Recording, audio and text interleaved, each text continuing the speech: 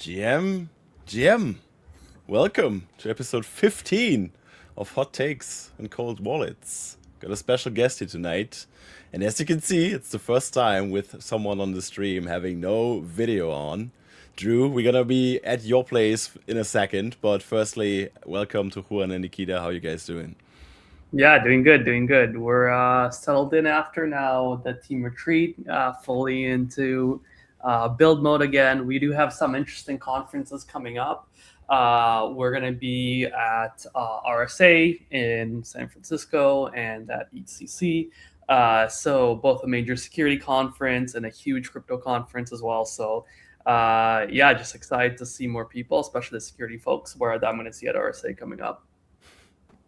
Yeah, same here. Excited to be on building mode. A lot of things going on, lots of AIs and tools to prepare to also try out every week. So definitely exciting times to be building. Yeah, also lots of exciting things happening in the security side of things that we want to discuss today with our special guest. So maybe you can introduce him with me. Yeah, of course. We're gonna introduce Drew. So, everyone, this is NFT Drew. He's like a Discord auditor, a security expert, and also a contributor at Boring Security. For those who haven't known him, I think you are missing out if you haven't seen his content in 2026, because I think Drew is one of the standout creators we have in the especially NFT and DeFi space, doing content like day in, day out. One of the most consistent guys. Discord, one of his main topics. As said, he did over 200 Discord audits, if I'm not mistaken here, Drew. Yeah, for those who don't know you, Drew, maybe a few words from your side, who you are and what you're doing. Yeah, I really appreciate it, guys. Pleasure having me on the show. And I've been trying to schedule this for a long time, so really appreciate the invite and glad we could crank it out. But yeah, for those that don't know, background is cybersecurity. So I've been doing that from like a Web 2 side for, oh gosh, like 12 years now. Then more so on the Web 3 side, focused since like 2020, 2021. Been in the space since 2016, started with DeFi. And I really just do a lot of security education, security training, security consulting, security auditing, whether that's Telegram, Discord, socials, just consulting overall, trainings, personal device security, you name it, across the board. And I've done a lot. Was a part of Wallet Guard before they got acquired by Consensus. Was a part of Pocket Universe before they got acquired by Kerberos. Have been a part with Wemi for Boring Security for about, gosh dang, brother, it's been like 2 years. Time is flying. And then still Feels just like do a lot feels of like more, right? dude, it feels like so much more. And then still do a lot of consulting from the Web 2 side for a bunch of Fortune 500 companies. So nonetheless, staying busy. Nice. Yeah. Drew is our go-to guy whenever we need something around, especially Discord security related, but honestly starting to pick up more and more in other areas as well. But like we have a number of people we've kind of recommended Drew with that have been like very, very happy with your work. So it's always nice to, always nice to have a good business partner as well. This is interesting. Like I was gonna ask you, Drew, like with the quote unquote downside of anonymity in this space, like do you ever feel with no real face or no like public facing name on your end that you're kind of like missing out on some deals, or isn't it like a hurdle at all that you got to jump through? I don't think so. I think there's, in all of my career, there's only been one time where that has actually stopped me. And I'll tell you a super funny story about that. But, you know, I think in the space that we're in, and if you were to say this 10 years ago, it definitely wouldn't apply. I think this is just the evolution of where the world is heading. It's more about, is the work solid? Is the character of the person, good, right? From a judgment perspective. And it doesn't really matter what someone looks like or if you can visualize what they look like, right? It's all about the quality and everything. But the one time that it actually did stop me, it was super funny. Of course, it was a Web 2 dude. It was just coming into Web 3. Actually runs one of the more successful media companies. Not going to say who the name is though. And we get to the end of the call, and he's like, "Hey man, do you mind like doxing?" And I'm like, I'd rather not. Just stop a lot of the bad guys out here, and threats still come in on a daily basis, right? Just for my own personal safety and my family safety. And he's like, "Well, I'm not going to work with you if you don't do that." And I'm like, "Well, I have no problem doing a KYB with the business. Can prove everything across the board." He's like, nah, I mean, he's like, you have this ugly ape NFT. And if you don't do that, then I'm not going to do business. And I was like, you know, so be it. Not going to do business. And ironically enough, a week later, dude got hacked. So egg on his face. Yeah, damn. It's the bad karma for calling out your profile pic. You know, it's didn't work out for him. Nikita, what Yeah, would you it's- say? Like from your point of view, from the Chain Patrol side, maybe like from the brand, like especially when it comes to Anon creators, I think that in this space it's kind of accepted to be Anon, right? At least if you know who you're working with and you guys already like you met in person and you guys know each other very well, fortunately, which is like a good thing to note. So which also puts on credibility to Drew's name, even if he's like not on camera or not showing his face. What's your thought on that? I think it helps a lot when you have that credibility built up, for sure. Like for us, what we've seen challenges with is that, you know, if you're hiring somebody, for example, there is the issue of like North Korea's trying to get hired in your, you know, they've been targeting every major organization in the space. So when you're doing that, and if somebody's coming into your team and they have access to your internals, at that point, we would have to meet the person ourselves. Like we wouldn't hire somebody fully anonymous, but that would be something that we need to do like as a requirement to like enterprises we work with, as a requirement to our own security as well. But it's a bit different when you're working with like a partner and there's like limited kind of access, right? So you always need to think about what levels of access, what is the service that they're doing. And like Drew was saying, it is important for personal safety as well, right? There are certain things that you can do that make a lot of enemies, especially in our space. There's a lot of like people sending like death threats and this kind of stuff, right? So some of those can be credible. So you need to be very much aware of that. And I know others within the security space who have been actually targeted. So you need to be aware of this. You need to be careful about preserving, you know, like where you live, like other details about yourself. The tricky thing now is even if it's just something as basic as your face, you can track down where people are. Like if you really wanted to spend time on it, you can. So it's, to me, it's more of a matter of like how complicated versus difficult you make it for others. But yeah, if you're a business yourself, and if somebody's like providing you a less sensitive service, then I think anonymity is fine. If they're getting access to your code base or anything else internal, then I think at that point you need to know who you're working with. And there's certain ways of, like Drew also mentioned, there are certain like trusted third parties or KYB processes where you can kind of make it still work, where you can both verify that it's a real person, they say who they are, while you yourself don't find this out. Usually more complicated to do, but most companies will be fine if they see that the service is valuable enough on the other end.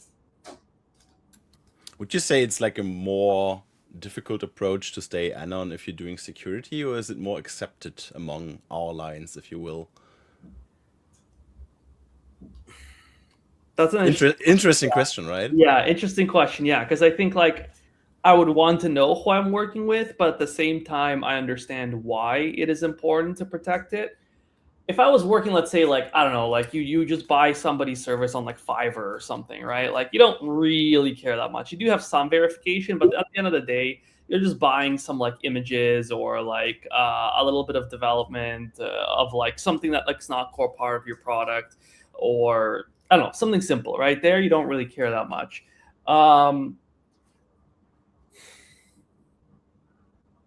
I think anonymity is more prevalent in security just because people know the importance of it. In most other places, people throw out their anonymity without caring.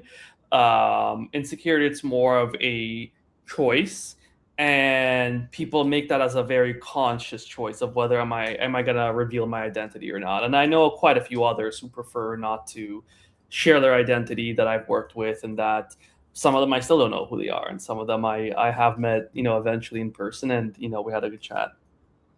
Yeah, especially when you are trying to catch scammers and you're basically combating the force that can get after you, put your name out there.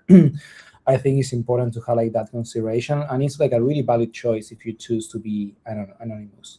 I mean, it's so easy. I mean, when all these different tools to create like these fake deep AI videos of yourself. And if you have like even your Telegram account or Twitter account compromised, the scammer can easily use that videos that maybe he didn't have you on camera, but he has that video or that anything that you participated this podcast, for example, they can create fake AI videos of all of us right now. And it's really easy to get that. If they got the access, they can scam people under your name, and you have your face in that specific call, that specific fake Zoom call that they get people into. So definitely, I would say it's like a really valid option on the security side of things. I'm personally like feel comfortable in working with people anonymously. Like I think one of the main pillars that crypto was also built was anonymity.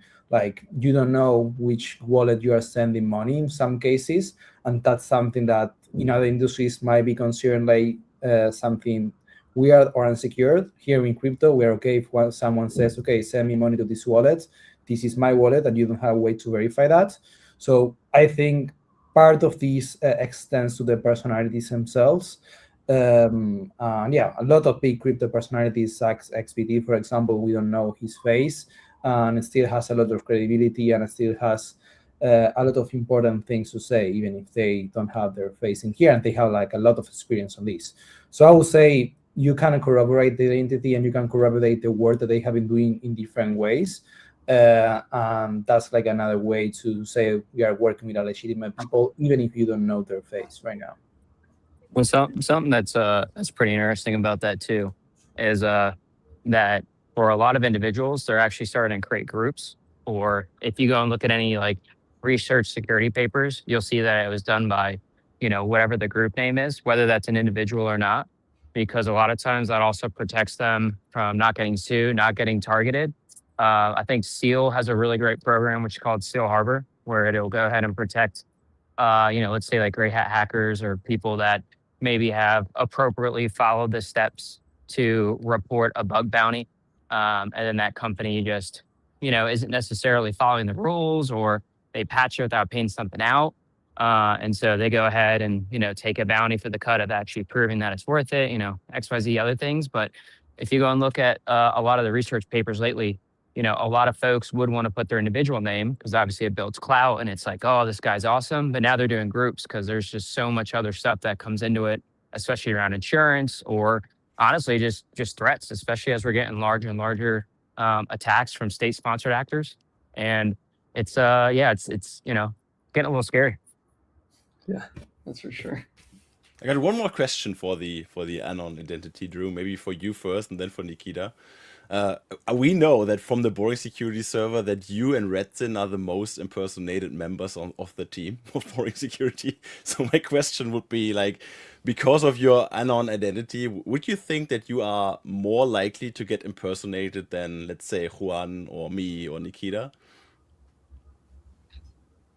I don't know if that would play a factor because there have been some of the higher level individual compromises where they have sent videos or images of AI. So if we all saw Adam Wiseman's account got hacked not too long ago, and what we're seeing a lot of times now from the scammers that get into the account, they used AI to put up an account saying, hey, it actually is me. Now, obviously, it was atrociously AI. Like you could tell the difference, like very, very, very bad attempt. But give it about 6 months and we're not going to be able to tell the difference. So I actually argue that the inverse of that is that if my face isn't out there, then they can't use that to then socially engineer people into thinking that it actually is me without folks being able to delineate the difference of whether that being me or not, versus not having a picture and it just going off my post or it just going off, whatever's coming out of the account and not confusing people. Because that has been a big, big, big attack vector where, these scammers work in groups, right? Group one is actually compromising the account, doing the initial, and then they always leave a back door in, whether it's like a connected app or, they still have access, but they let the person think they don't, they recover the account. And then group two steps in, and after they have maybe quote unquote officially said they gained the account back, is when they compromise it again. So it's getting hard, but yeah, I think the inverse. Yeah, I mean, on my side, I'd have to say that one, there is like, if they don't know who you are, they can't deepfake you. So there is that piece of it is harder to impersonate you. So I do think being like a public person does raise the chance of you being impersonated. Just because when you're dealing with an anon, I think you're already a little bit like more on guard. I guess the base level of it is kind of easier because you can just copy paste their profile picture, but then so you can do that for somebody else's like Twitter profile or Discord profile or whatever. If they, well, I don't think anybody uses their real face on Discord, but I do. All right, but I do That's think the idiot right here. that's interesting. I think you might be the first that I know. But that's it. I wonder how that plays out. But I do see I do see that like I think the thing now too is like a lot of people are not just copy pasting your picture, but they're starting to generate like new photos, just so it's also a bit harder to catch it. Because like on the side of us like catching these impersonations, if you just like use Drew's profile picture, we can find those very easily. Like that's a very basic form of image recognition. Whereas if they have you like your face and they know it's not just your one photo all the time, they can generate you in different clothes and different poses and this kind of stuff. And we see this starting to be used in like social impersonations where they'll use your name, but then they'll put you in a different position. And that actually makes it just like a bit harder to catch you from, an automated perspective. And so I think being publicly known actually does give the more data that somebody just in general has about you, the more convincing they can create your kind of like replica or your copy. What's interesting is I was thinking about while we're having the conversation, I was thinking like let's say about Zach, nobody knows like how he looks, nobody knows like his voice. I think it's not known to the public. So if he was ever to get hacked and someone had uploaded like an AI generated video of a person talking, like how would we know that it's not him, because you don't know how he's looking, right? It's like another thought that I just had. Like if someone's just pretending to be like, hey, this is Zach, I'm coming forward now, like how do you like diffuse that? It's also an interesting Yeah, thing and to I think think if you're about. anon, it makes it way harder to verify if you have been hacked, if Yeah. it's really you or not. Like you at that point have to go to people that know you or you know certain details about, and you have to start verifying information. Whereas, like Drew was saying, if it's one of those fake AI videos, you can kind of tell if it was like a real or not. And like, although I think that will become less and less of the case like over the next 6 months. Verification becomes harder when you're anon, like if you do get hacked, but I do still think that initial impersonation is easier if they have more details about you. Okay. Wasn't And it let's- wasn't it too what was the there was a company where the CEO just got socially engineered by a deep fake from an email and they lost like the whole entire treasury, didn't they? I haven't heard of that one right now, but I will be looking into that deeply right after Yeah, this. I think it was like 50 million and now the company's shutting down because he just and Yeah. it was the worst deep fake. I mean, it was horrible. And people just busy, they're not paying attention, boom, boom, done, and that's the end result. Mhm. There was also a German billionaire lately in the newspaper who's got like social engineered with the AI stuff. And he like actually like sent money and diamonds and whatnot to some certain address and he got scammed. It was like, bam. You should have like better people to talk to about these kind of things. But this proves the point that we're always saying, like you're not invisible. So invincible, sorry.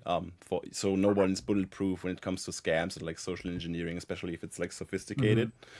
And one of these things was the Gondi hack. I want to like move it a bit more to the more recent topics. Drew, I think this is something you can elaborate on a bit as well. The Gondi hack was like on Monday, and basically what happened was Gondi is like an NFT lending platform where you can like borrow and lend against NFTs to have some kind of liquidity for your assets.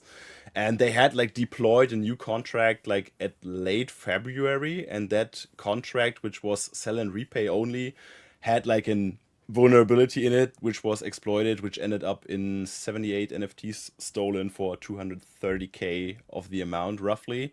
And they kind of like paused the contract, and then later on went ahead and said like, hey, we're going to be like instating the people who got scammed.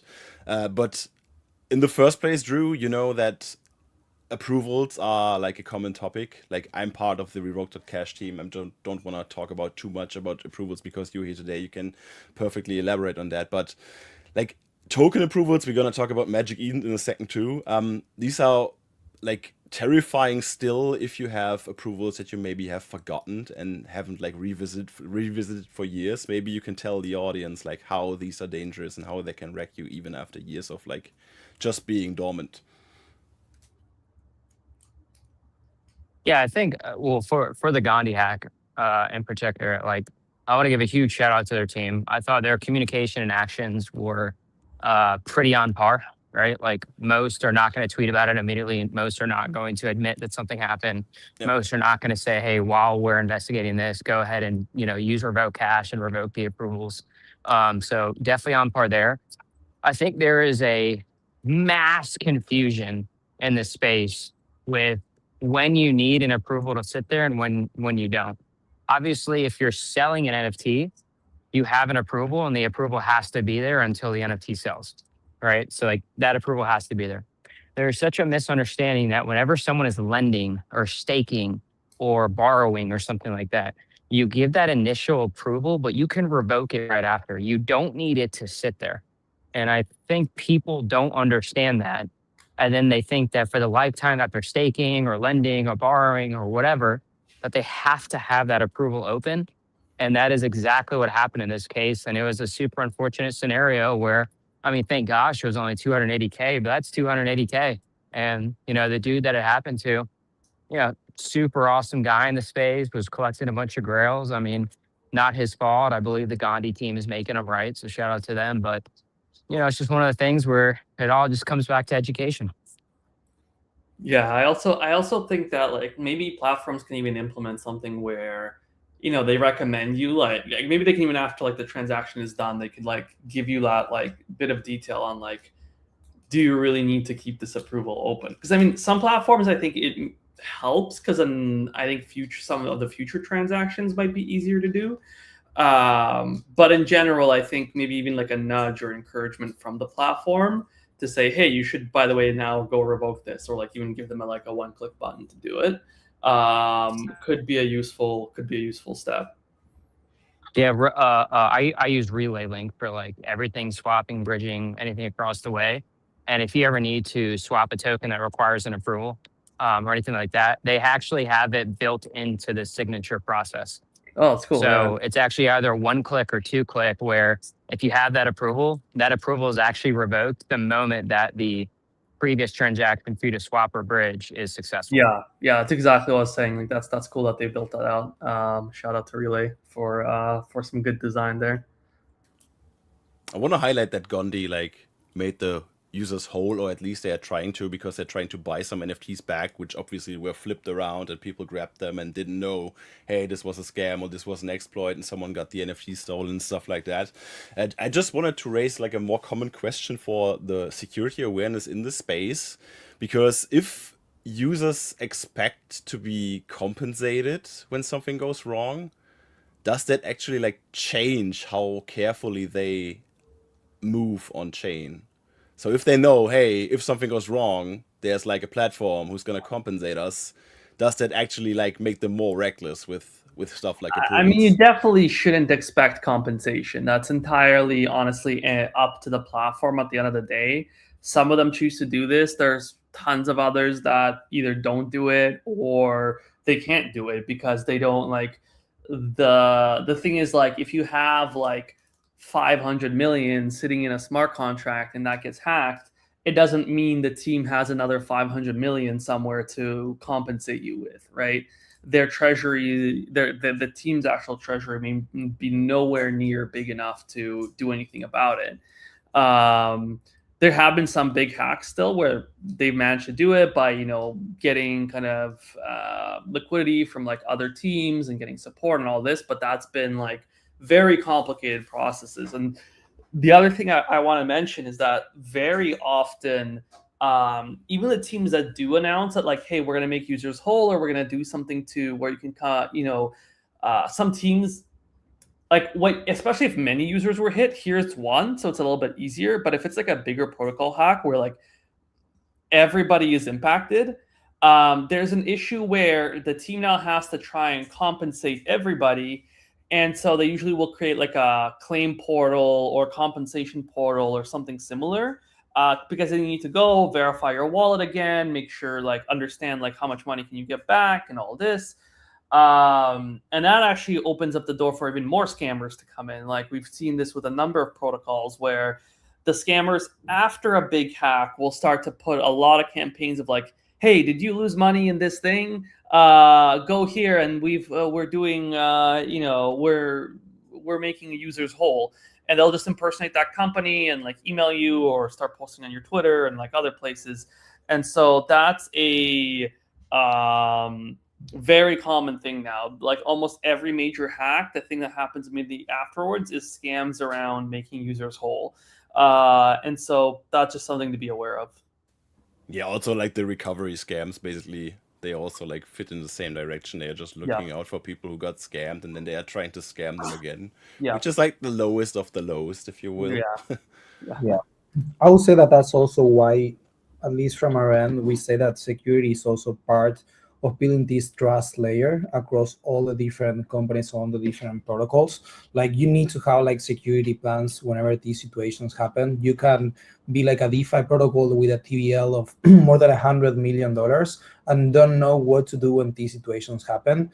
Like you need to know, okay, our treasury can cover this. Are we going to cover this in these situations? If not, which is our plan on the security side of things to make users whole in some cases, or what are we going to do with users in general? Because I think that these scams that happens after, actually, as Nikita mentioned, after the scam itself or the big hack is something that we saw common, and a lot of companies that are like on consumer side of things, like wallets, exchanges, and so on, when they have like these big hacks, as we have seen a few last year, they have a lot of fake customer support accounts asking for these for money, or hey, we can help you, contact this random email and they will support you to recover all your funds. And this is something that big companies that have security teams or that have teams related to operations can have plans even before these things happen.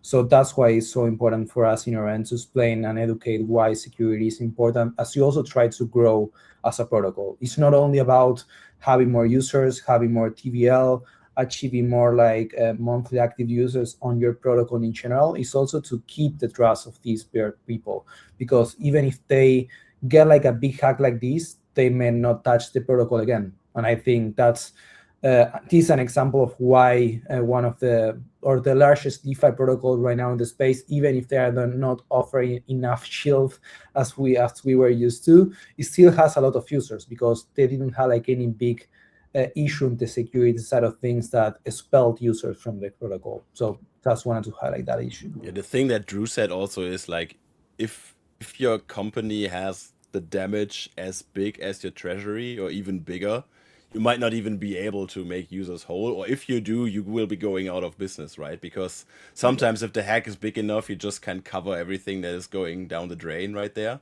We've seen cases where it was like, for me, it was like, as an outsider, I was thinking like, no way they're gonna be like recovering from these hacks, but some companies magically did. So kudos to them, I guess. Yeah, it's I think it's 83% in 2024 and 2025 that suffered a hack or breach or a compromise. Businesses, like actual businesses, could not recover. So that means that 17% somehow survived, and I think there's another statistic where like 16% of that 17% couldn't make it past a year because then the brand, the trust, everything was just tarnished after that. People just wanted their money back, and there's nothing like else. Even but, imagine, I mean, Drew, like imagine like OpenSea, for example, or even Blur or something getting hacked. Like there's no way they're gonna be recovering from that, at least from my point of view. Yeah. It's unrecoverable. But I mean, I think to your original question, right? Like, does this make people, maybe elevate their risk? And I think it depends. I mean, at least over here in the States, right? From a bank or an investment perspective, the FDIC covers up to 250K.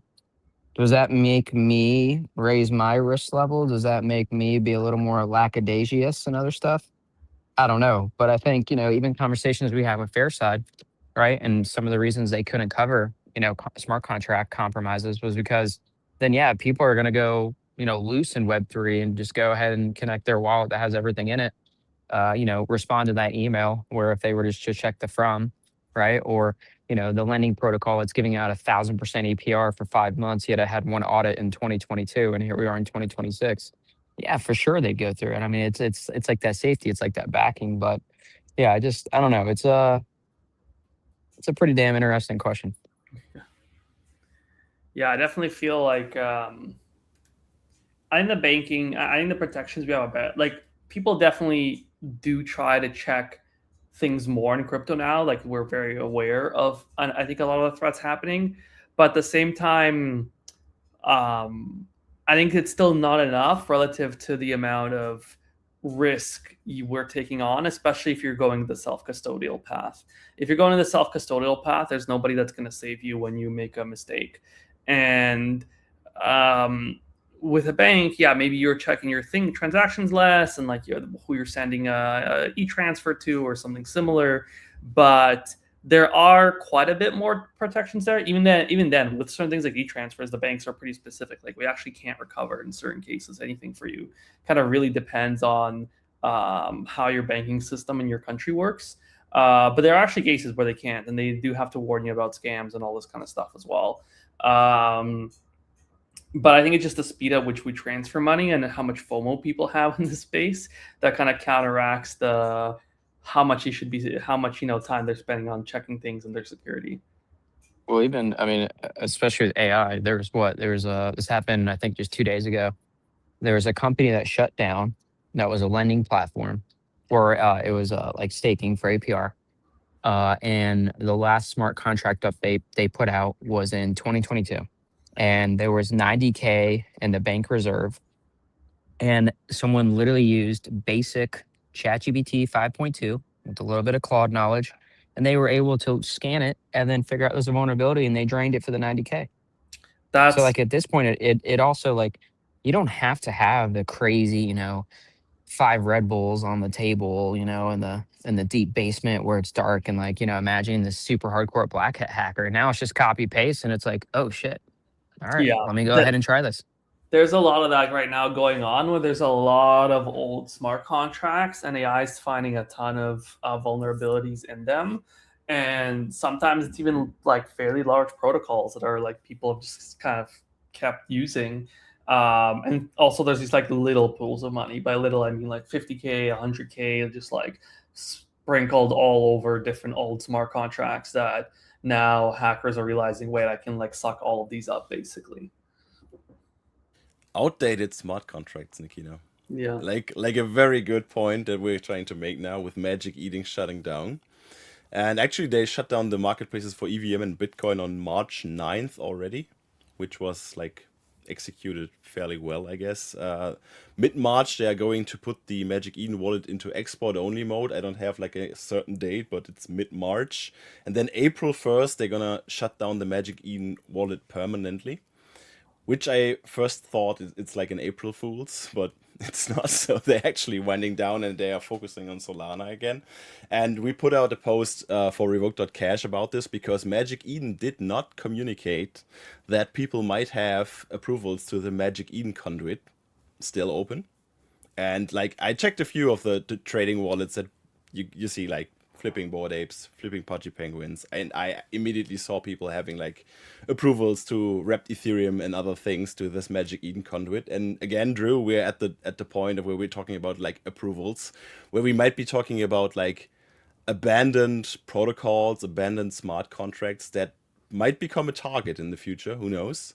And if people still have open approvals and still have approved assets to these smart contracts, they can fall victim for these very easily without even realizing. Yeah, I mean, like, Yeah. sorry, go ahead, Drew. Oh no, I mean, I was just gonna say it's literally gonna be a rinse, wash, repeat of when OpenSea upgraded from Wyvern to Seaport, right? Same exact thing. And I mean, with that, luckily Ordinals doesn't have, approvals in the same way.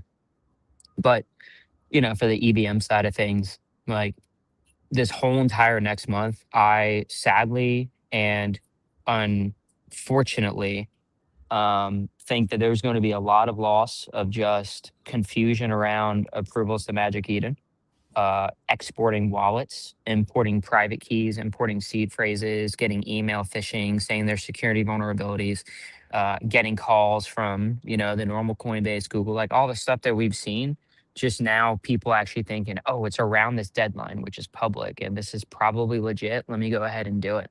Because I think even some folks, which Magic Eden just, you know, I feel a certain type of way about that. I do not like it, to make it clear. Some folks where they had bids placed on you know, some EVM collections or some Bitcoin collections, they took down the marketplace, and so the bids that they had, because you had a deposit, they're stuck or they're gone, and they're trying to work through that. So like, there's a lot that is going to go into this, either being just a spray and pray method where it'll be successful, or super targeted and still be super successful. Yeah, I also think there's going to be a ton of misinformation going around, like you were saying, Drew, like the phishing stuff that'll be sent out. But also, we see a lot of, you know, just like informational articles being created that kind of try and explain to you, like, oh, how will you do this migration off? And people start making, because this is a big deal, right? And so there's going to be lots of news around it, and there's going to be a lot of misinformation around it, and they will guide you through steps where it's like, oh, you need to do this, go to this approval, you need to revoke your approvals, go to the site, and it's a drainer site. Or, you know, these are the steps you need to do to withdraw your funds, and, you know, it'll walk you through how to move everything over to the scammer's wallet, you know, like something along these lines. And so we see that a lot with like fake instructions just being sent out, and just how to use like any protocol. But especially when you have this deadline, especially, you know, people are lazy. People will end up, you know, 2 days before the deadline going and doing this, or on the day of. And at that point, they're going to be rushing through things. Now, what's interesting to me is that maybe they will be a little bit better off if they actually just use like, I mean, it's kind of interesting. Like, do you take the potential danger of like Claude hallucinating or giving the wrong instructions, or you doing your own search and falling for phishing, right? And actually, I think the hallucination is now less likely than you yourself falling for phishing. So the safer approach, and don't quote me on this, but might actually be to use one of these LLMs to at least instruct you on, like, or at least double check your work as you're going through, because nowadays there's so much misinformation when you're searching yourself that it's easy to fall on the wrong article or the wrong explanation of what to do. Nikita, would you say like if a shutdown happens, or if an event like this happens where we have like a real deadline date by a big player in the space, is it like a detectable spike in phishing attempts regarding this event? Yeah, any one of these major news, we always see it. Whether if we work with the company or not, we do see spikes in these attacks. So the two things that cause really spikes, I would say, is one, just like major news around the company. It's like usually it's positive news, like an airdrop or like some new token unlock, or rewards, points, major product announcements, major partnership announcements. That's where it's like they use the positive news and usually build some FOMO around it. And then there's like the negative news of, you know, there was a hack, there's going to be a shutdown or anything else like that. Anything that just like, both types of news create FOMO in the user, or just urgency, more so like urgency. Anytime there's urgency, there's a spike in attacks. Drew, while we have you here, you are like a trusted source from Nikita, from me, from Juan, from very few other creators. What's your advice? Like, if someone finds this recording of this thing and was like a Magic Eden user, what would you like tell them to do without asking an LLM, as Nikita just said? Yeah, I mean, I think, I don't know if they did this after I asked them, or, maybe this is all afterthought, or they had this and hadn't posted it. But I did ask I think it's the CEO, one of the Magic Eden execs, hey, like, why do you guys not have instructions laid out on every single scenario what to do? And then shortly after, they did post it. So there is an official document on Magic Eden that I thought was actually very well done, specifically how to do everything that you possibly could to export out and, take care of your assets. Now, exactly what Nikita just said, everyone's going to do it a day of or day after. They're going to go to their wallet and it's going to be missing some functions and be export only. And people are going to think that their assets live in the wallet and it's stuck and it doesn't live on the blockchain and they're going to be confused. And some support bot is going to auto reply. Like, don't trust Jack Squat. Don't trust Jack Squat about emails, about random DMs, about anyone impersonating Magic Eden Team on Telegram. Like, go to the document, verify, verify, verify. If you aren't sure, make sure you have a trusted group of friends, or obviously any of us are here to help. Foreign Security is here to help, public sources. But just slow down. I think it's like the biggest thing. Everyone seems to be in a rush when there really is no rush.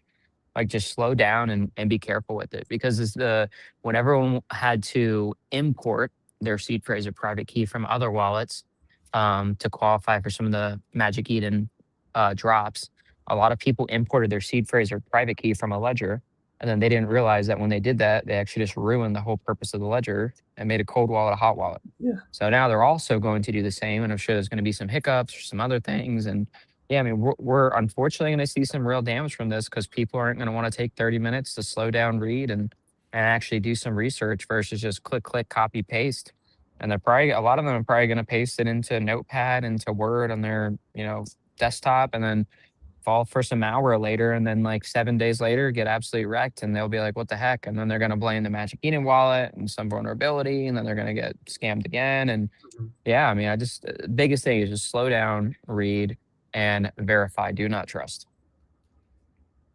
What's also interesting was I was thinking about, like, if you are like a user who hasn't been on X, or you deleted your X account or whatever, how would you even get notified about this, right? You probably wouldn't even know that Magic Eden is shutting down. Like, you have no clue. You come back like 2 years later and you find out, hey, all my assets are gone because I still had approvals, or my wallet is gone because the wallet was shut down with a How do you 30-day even trust that notice. email? Yeah, like exactly. you get now one of the highest forms of like phishing is like, you get an email from like X, like a fake X domain saying like there's an issue with your account, or something else similar that's like from that there's an issue with like a trusted platform that you're using, right? So getting an email, like if I got an email saying like I don't know, it's like one of the major exchanges I'm using is shutting down, I'd be like, this is bullshit. Like I'm not listening. I'm not reading through this. Like obviously, like I double check, like the full like the deep proper reaction will be like, okay, double check the domain, did it come from the right spot, learn my information. But like the initial reaction, and many people will not go past this initial reaction, is, oh, this is like fake. I'm not looking at this. Yeah, I was gonna say, like, people are lazy and they will no way they will like cross-check the sources and stuff. They will just say, I'm just gonna dismiss this as spam or phishing or whatever, and not gonna pursue anything. Okay. Drew, we got you like for another 15, 16, 20 minutes maybe, and I wanted to talk about Discord with you because I know you are like the Discord magician. And yeah, this is your territory, and I wanted to ask you, like, what's the most common thing that you see when you're doing Discord audits on companies, on public goods, for example, like Gitcoin, like Revoke? You did one of our servers, for example. What's the most common thing that you see that could be like immediately fixed if someone has like an eye for detail and finds this stuff? Yeah, I think the biggest thing, and kind of why Web3 even gravitated towards Discord in the first place, is that it's very customizable, right? Whereas if you compare it to Telegram is very minimalistic and it's limited in nature. So anytime something is super customizable, you have to be very, very, very sure that whatever you're enabling or disabling is the proper way to do it. So always it comes down to just mismanagement of permissions, mismanagement of roles, mismanagement of setup, where every single time some mod who's just taking an influx from the community, probably handing collabs, clicks on a bad link, clicks on a bad app, joins another server for a quote unquote collab, their account gets compromised, and they have all the permissions in the world to pretty much take over the entire server, whether they're the server owner or not. So I think it's pretty interesting. But I mean, I think outside of that, just social engineering in Discord has gotten pretty dang good. Like I've been seeing more and more and more of like markdown manipulation. So essentially using special characters to mask, like literally if you look at it in raw text, it looks like just a bunch of mumbo jumbo. But when you actually display it inside of Discord, it actually displays like a scam link that a lot of the basic anti-link bots can't do. So that's been a big one. Then also too, like social engineering 101, we were just dealing with this in the Bored Ape Discord, right? There was 4 or 5 users that joined the Discord, and all of a sudden they're all like hyping each other up, having a real conversation, like piquing everyone's curiosity. Like they're talking about they just made $200, $300. Oh, did you click that? Yeah. And then they got to redirect to like some fake, like, gas claim where it's like, hey, you get a rebate, like with the gas rebate, or, this hype project coming up. I just minted 5 for free because of Bored Apes. Oh, I did too. Oh, I did too. And then if, someone's sitting there reading that, curiosity, kills the cat, they go to it and then it's a drainer. So a lot of times it doesn't have to do with, the platform itself. It also just has to do with, how are you actually moderating it, or how are you keeping track of what's actually happening inside of your server that's on a platform where the platform itself isn't the problem, but it's, the lack of awareness or the lack of tools in there to actually moderate it. Yeah, I think just on that quickly is that there's just such a, people assume if I see, if you see one person saying something, then you're like suspicious. But if you see like 5 to 10 people saying something and having a conversation, then you're like, okay, well, this looks real, and then I should look at this too. And the thing is, it's really not that much harder to make 10 bots talk to each other than rather than just one bot posting things, especially with all the AI tools now. And actually, there's 2 things that attackers do. One is like make the bots have a conversation with each other, but the other thing is that sometimes they're actually just cloning real conversations. They either create like a fake Discord. This also happens with Telegram a lot, where they'll create like a fake Telegram channel, and they'll actually just mirror the they'll have like a bot sitting in an official channel, and they'll mirror the conversation with a bunch of bot accounts, basically. And so you look like you're in the official account. You may even see the things you saw you might be in the official channel. So you're seeing the same messages from before. But then if there's like link, but every once in a while, they'll like post it, like sneak in one additional message in there that links to a scam or something malicious.